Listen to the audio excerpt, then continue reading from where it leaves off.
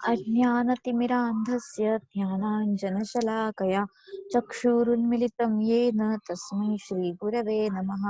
वाक्यकारं वररुचिं भाष्यकारं पतञ्जलिं पाणिनिं सूत्रकारं च प्रणतोऽस्मि मुनित्रयम्। अनादिनिधनं ब्रह्म शब्दतत्त्वं यदक्षरं विवर्तते अर्थभावेन प्रक्रिया जगतो यतः।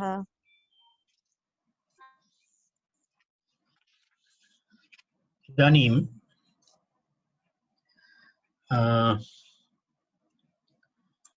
अस्माकं कारिका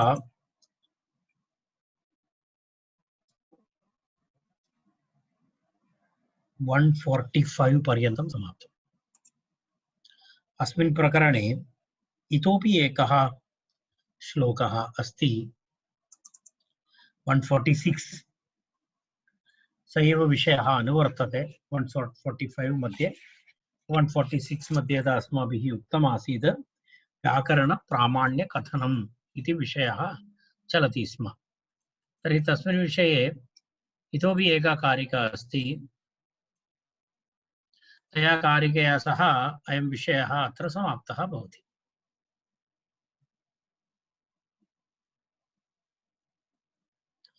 तर्हि तत्र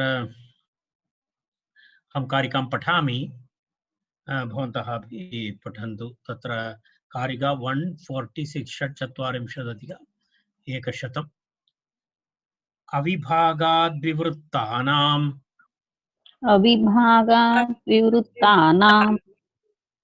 अभिख्या स्वप्नवत् श्रुतौ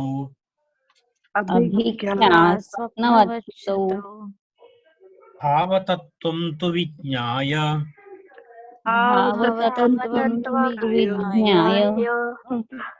लिंगेभ्यो विहिता स्मृतिः।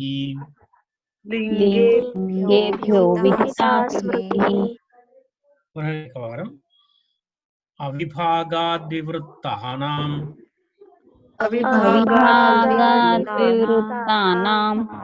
अभिख्या स्वप्नवत् श्रुतौ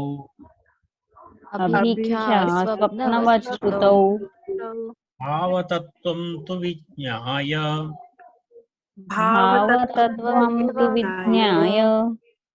लिंगेभ्यो विहिता स्मृतिः।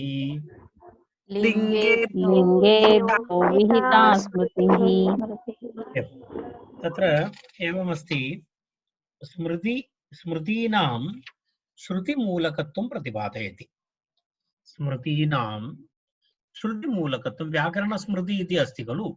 तर्हि व्याकरणस्मृति इत्युक्ते स्मृतिग्रन्थानां श्रुतिमूलकत्वम् अत्र प्रतिपादयति।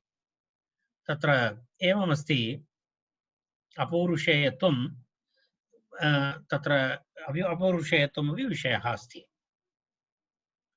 अविभागात् विवृत्तानाम् अभिख्या स्वप्नवत् श्रुतौ भावतत्त्वं तु विज्ञाय लिंगेभ्यः विहिताः स्मृतिः इति अस्ति। पश्यतु, श्रुतिः इति यदस्ति तद् वस्तुतः अपौरुषेयम् अस्ति। वसिष्ठविश्वामित्रादयः ऋषयः ते श्रुतीनां स्रष्टारः वा कर्तारः वा न, ते मन्त्रद्रष्टारः भवन्ति। वयं सर्वदा वदामः मन्त्रद्रष्टारः ऋषयः, न तु मन्त्रकर्तारः, न तु मन्त्रसृष्टारः च। ते द्रष्टारः एव। ते किमस्ति, यथा स्वप्ने वयं पश्यामः, स्वप्ने कथं भवति, स्वप्ने वयं किमपि कार्यं शृणुमः, तद् वस्तुतः अस्माकं श्रवणेन्द्रियेण न शृणुमः। स्वप्ने किमपि पश्यामः तद् अस्माकं नेत्राभ्यां न पश्यामः। कारणं स्वप्ने रात्रौ निद्रावस्थायां स्वप्नं पश्यामः, तत्र तु अन्धकारः भवति, नेत्रे निमीलिते भवतः। तर्हि तत्र यत्किमपि पश्यति तद् वस्तुतः अस्माकं नेत्रेन्द्रियेण न भवति। किमर्थम् इत्युक्ते स्वप्ने सर्वाणि इन्द्रियाणि अन्तर्मुखानि भवन्ति। इन्द्रियाणां कार्यं न भवति, तत्र इन्द्रियाणि अन्तर्मुखानि भवन्ति, अर्थात् तेषां प्रवृत्तिः न भवति। यदा स्वप्ने तु वयं द्रष्टुं न शक्नुमः, निद्रायां श्रोतुं न शक्नुमः, स्पर्शानुभवमपि कर्तुं न शक्नुमः निद्रायां, तर्हि तत्र सर्वविध इन्द्रियाणि अन्तर्मुखानि भवन्ति, इत्युक्ते तेषां प्रवृत्तिः न भवति। तस्मात् एतेषाम् इन्द्रियाणां सहायेन विना स्वप्ने प्रत्यक्षज्ञानं भवति। ऋषीणां कथमस्ति? ऋषयः अतीन्द्रियाः, तेन कारणेन तेषां स्वप्नज्ञानस्य प्रत्यक्षज्ञानस्य च मध्ये भेदः नास्ति। तेषां मनसि यत् सर्वं चलति, तेषां भिन्नं स्वप्नावस्था भिन्ना, प्रत्यक्षज्ञानं भिन्नम् इति नास्ति। तेन कारणेन तेषां मनसि याः श्रुतयः भवन्ति ताः दृष्टाः तैः, तदनन्तरम् अस्माकं कृते ते कथयन्ति इति तेषां सम्प्रदायः।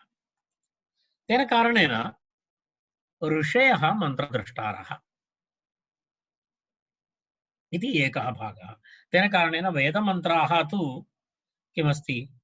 ऋषीणां स्वप्नवत् सिद्ध्यति। स्वप्नात् कथमस्ति एव। तत्र अपरः अंशः पुनः प्रतिपाद्यते, स्मृतीनां विषयः। वेदोक्तसंकेतान् अनुसृत्य स्मृतयः रचिताः भवन्ति। स्मृतौ तेषां प्रतिपादनं भवति, विषकलनं भवति। तत्र अदृष्टफलदायकविषयाणाम् अदृष्टफलानां विषये श्रुति एव तेषां कृते प्रमाणस्मृतिकाराणाम्। तेन कारणेन श्रुतिमूलकमस्ति स्मृति इति, तेषामपि स्मृतीनामपि तासामपि प्रामाण्यमस्ति। तत्र लिङ्गमित्युच्यते। लिङ्गमित्युक्ते शब्दसामर्थ्यम् इत्यर्थः। सामर्थ्यं सर्वभावानां लिङ्गमित्यभिधीयते इति मीमांसकानां मतम्। तर्हि तदाधारेण तत्र लिङ्गेभ्यः स्मृतिः विहितः, संकेतेभ्यः। संकेतः, लिङ्गमित्युक्ते संकेतः। श्रुतौ यत् प्रतिपादितं तत् संकेतं स्वीकृत्य स्मृत्यर्थः इति तत्र विवरणमस्ति। एतावत् विषयम् अत्र प्रतिपादयति एतस्मिन् श्लोके।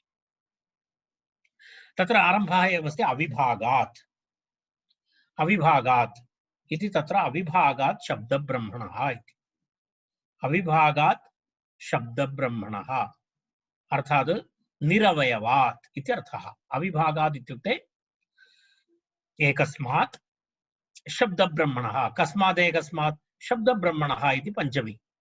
तर्हि अविभागात् शब्दब्रह्मणः अर्थात् निरवयवात् शब्दब्रह्मणः विवृत्तानाम् आविर्भूतानां। विवृत्तानाम् इत्युक्ते आविर्भूतानां पदार्थानाम् इति अस्माभिः तत्र योजनीयम्। विवृत्तानां पदार्थानाम् इति योजनीयं तत्र। विवृत्तानां पदार्थानां। तर्हि अविभागात् इत्यनन्तरं शब्दब्रह्मणः इति योजनीयम्।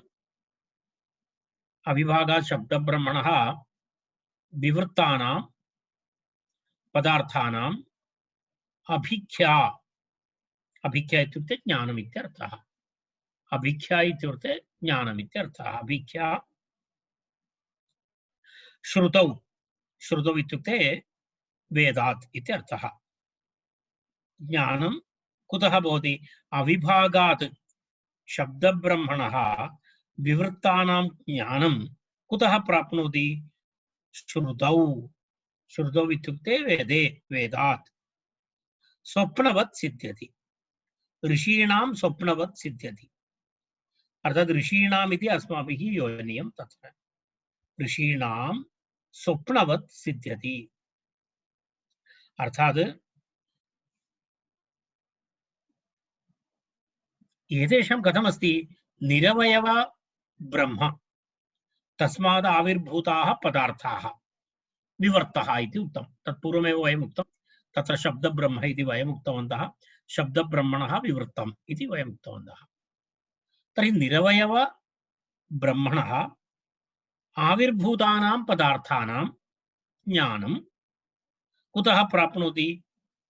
श्रुतौ स्वप्नवत् सिद्ध्यति इति उक्तम्। श्रुतौ वेदेषु किं भवति? स्वप्नवत् सिद्ध्यति। स्वप्नवत् सिद्ध्यति इत्युक्ते ऋषीणां स्वप्ने इव तत् सिद्ध्यति, स्वप्नवत् भवति। वस्तुतः स्वप्नवत् भवति इत्यस्य आशयः कः? तद् अपौरुषेयमिति वक्तुम् इच्छति आचार्यः। कारण स्वप्ने यत् किमपि चलति तत्र पुरुषस्य किमपि तत्र नास्ति, किमपि नास्ति। किमर्थम् इत्युक्ते स्वप्ने श्रोत्रं निरपेक्षं ज्ञानं भवति। तथा ऋषीणां बुद्धौ वेदज्ञानं तत्र स्वयमेव आविर्भूतम् अस्ति, यथा स्वप्नवत् भवति इति स्वप्नवत् सिद्ध्यति इति ऋषीणां ज्ञानं तथा भवति। तदनन्तरं ततः भावतत्त्वं विज्ञाय इति। तदनन्तरं भावतत्त्वं विज्ञाय, भावतत्त्वं नाम किमस्ति? भावतत्त्वं नाम वेदार्थसारं। वेदार्थसारं ज्ञात्वा भावतत्त्वं वेदार्थसामर्थ्यं विज्ञाय ज्ञात्वा लिङ्गेभ्यः श्रुतिसङ्केतेभ्यः अथवा लिङ्गेभ्यः इत्युक्ते वैदिकशब्देभ्यः इत्यर्थः। लिङ्गेभ्यः इत्युक्ते वैदिकशब्देभ्यः इत्यर्थः। वैदिकशब्देभ्यः किं भवति? वैदिकशब्देभ्यः स्मृतिः विहिता वर्तते। स्मृतिः रचिताः भवन्ति, स्मृतिः रचिताः भवन्ति इत्यर्थः।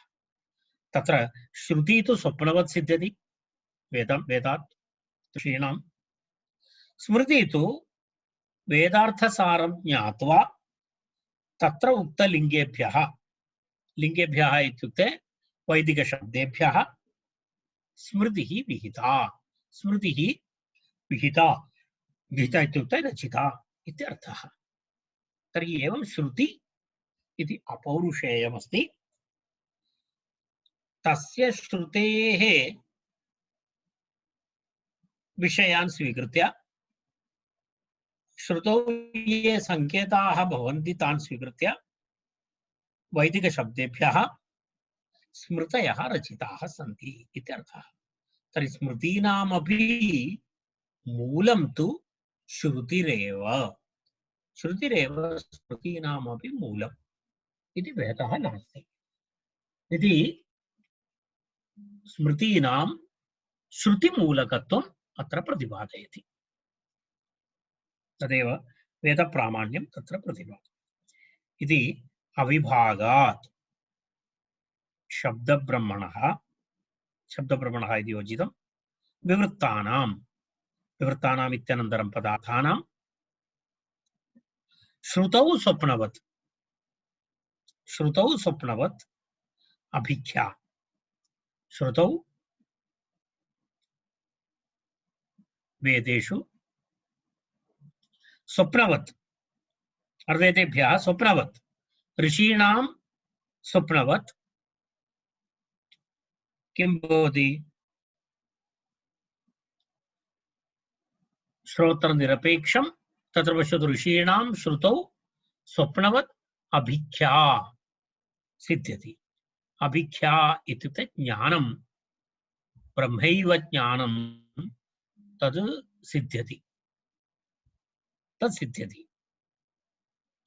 सिद्ध्यति इति अस्माभिः योजनीयं तत्र।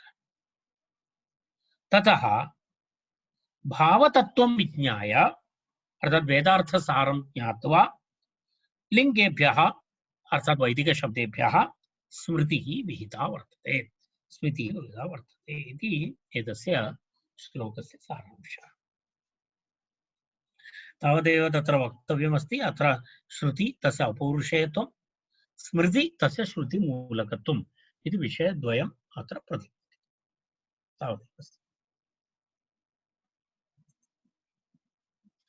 तर्हि एकवारं पठित्वा अग्रे गच्छामः। अविभागाद् विवृत्तानां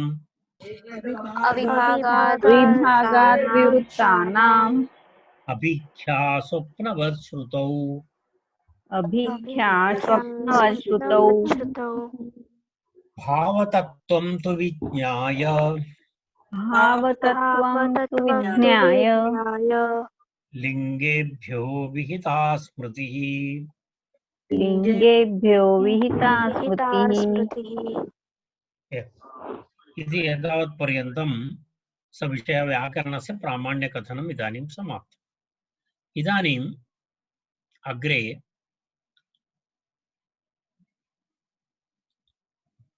व्याकरणस्य व्याकरणदर्शनमपि तत्र एका स्मृतिरेव अस्ति इति वदति। श्रुतिस्मृतीनां स्वरूपम् इदानीं प्रतिपादितम्। श्रुतयः कीदृशाः, स्मृतयः कथं भवन्ति इति प्रतिपादितम्।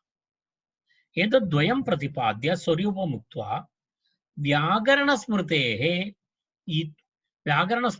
अन्यस्मृतितुल्यताम् आह। व्याकरणस्मृतिरपि अन्याः स्मृतयः यथा भवन्ति तादृशाः एव एतस्यापि महत्त्वम् इति प्रतिपादयितुम् आचार्यः इतः आरभते।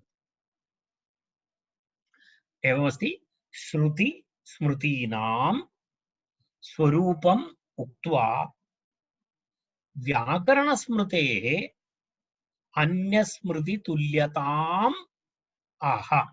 अर्थात् व्याकरणस्मृतेः अपि अन्याः याः स्मृतयः भवन्ति तादृशी समानता, तादृशी तुल्यता अस्ति व्याकरणस्यापि इति प्रतिपादयितुम् अग्रिमा कारिका, अत्यन्त सरला कारिका अस्ति। एतदस्ति, पठामः। कायवाग्बुद्धिविषया कायवाग्बुद्धिविषया ये मला समवस्थिता ये मला मला समवस्थिताः समवस्थिता चिकित्सालक्षणाध्यात्मा चिकित्सालक्षणाध्यात्मा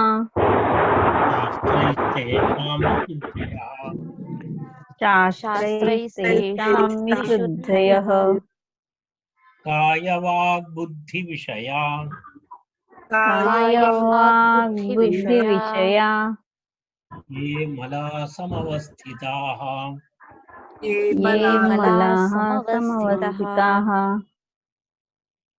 चिकित्सालक्षणाध्यात्मा चिकित्सालक्षणाध्यात्मा शास्त्रैस्तेषां विशुद्धयः शास्त्रैस्तेषां विशुद्धयः।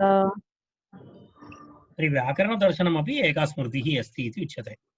कायवाग्बुद्धिविषया ये मलाः समवस्थिताः चिकित्सा लक्षण अध्यात्मशास्त्रैः तेषां विशुद्धयः इति पदच्छेदः।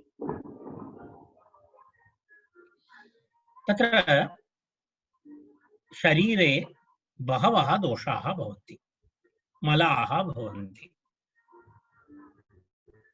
शरीरस्य भवति अनारोग्यं, रोगाः इत्यादि मलाः। वाचः अपि भवति, वाङ्मलम् इत्युच्यते। बुद्धिदोषः अपि भवति। एवं शरीरे एतत् त्रयमपि तिष्ठन्ति। शरीरेऽपि वचसि बुद्धौ च कायवाग्बुद्धिविषया। काय शरीर, वाक् बुद्धिविषया तैः सम्बन्धित ये मलाः समवस्थिताः वर्तन्ते। अर्थात् समवस्थिताः इत्युक्ते वर्तन्ते। एतत् सर्वं भवति। शरीरस्यापि भिन्नभिन्नरोगाः वा भवतु, एतत् सर्वं भवति। वाग्दोषः नाम किमस्ति? अशुद्धोच्चारणम्, असाधुशब्दानाम् उच्चारणम् इत्यादिकं वाङ्मलं। बुद्धिमलं नाम बुद्धौ सम्यक् विचाराः न भवन्ति, नकारात्मकविकाराः विचाराः इत्यादि यत्किमपि भवति तत्सर्वं बुद्धिकमलम् इति उच्यते। तर्हि एवं वर्तन्ते किं किं काय वाङ् बुद्धिविषयाः मलाः समवस्थिताः वर्तन्ते इत्यर्थः। तेषां विशुद्धयः अर्थात् तेषां मलानां विशुद्धयः विशुद्धयः इत्युक्ते तान् मलान् दूरीकर्तुम् उपायः तदेव तत्र विशुद्धयः इति उच्यन्ते। विशुद्धयः मम एक दूरवाणी आयाति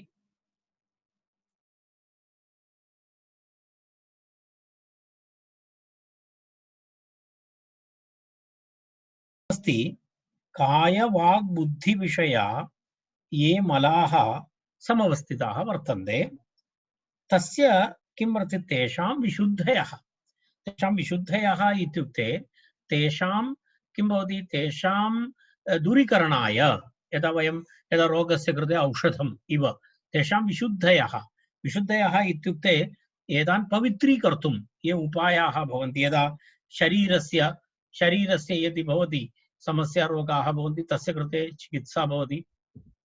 तदनन्तरं वाङ्मलमस्ति तस्य कृते किं भवति लक्षणशास्त्रं भवति अर्थात् व्याकरणशास्त्रं भवति लक्षणशास्त्रं भवति। तदनन्तरं पुनः मनसः बुद्धिविषयः अध्यात्मशास्त्रं भवति। तर्हि एवं तदेव चिकित्साशास्त्रं नाम चरगादि लक्षणशास्त्रं व्याकरणम् अध्यात्मशास्त्रं वेदान्तः तैः विशुद्धयः भवन्ति। यदा आयुर्वेदशास्त्रं रोगान् अध्यात्मशास्त्रं च रागद्वेषादीन् समूलघातम् उपहन्ति इत्यर्थः। अर्थात् एते सर्वे किं भवति आयुर्वेदशास्त्रं रोगान् नाशयति अध्यात्मशास्त्रं रागद्वेषान् समूलघातम् उपहन्ति इति सप्रतिपन्नं। तथा लक्षणशास्त्रम् इत्युक्ते व्याकरणं वाचः मलान् वाचः अपभ्रंशान् उपहन्ति इति सम्प्रतिपत्तव्यम् इति भावः। अर्थात् शरीरस्य रोगाः भवन्ति तान् आयुर्वेदादि तत्र चिकित्साशास्त्रेण भवति। मनसः किं भवति मनसः बुद्धेः आध्यात्मिकशास्त्रेण भवति तत्र बुद्धौ समस्याः भवन्ति अध्यात्मवेदान्तदर्शनेन तत्र किं भवति अध्यात्मशास्त्रं रागद्वेषादीन् समूलघातम् उपहन्ति। पुनः अवशिष्टं वाक्मलं तस्य निवारणं व्याकरणशास्त्रेण भवति इत्युक्ते अपभ्रंशान् उपहन्ति अपभ्रंशानां नाशं करोति व्याकरणशास्त्रम् इत्यर्थः। तेन एतस्मात् श्लोकात् आरभ्य अपभ्रंशविचारः अपि तत्र विषयः अस्ति।